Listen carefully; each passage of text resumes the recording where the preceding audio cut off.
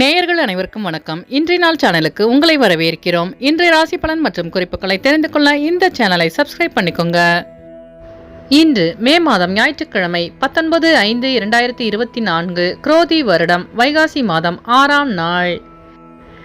மேஷராசி நேயர்களே, இன்று நீங்கள் நினைத்த காரியங்களில் வெற்றி கிடைக்கும். ரிஷபராசி நேயர்களே, இன்று உங்களுக்கு புதிய தொழில் சார்ந்த ஆர்வம் உண்டாகும். மிதுனராசி நேயர்களே, இன்று நீங்கள் செய்கின்ற முயற்சிகள் அனைத்தும் ஈடேறும். கடகராசி நேயர்களே, இன்று உங்கள் பெற்றோர்களின் வழியில் உதவி கிடைக்க பெறுவீர்கள்.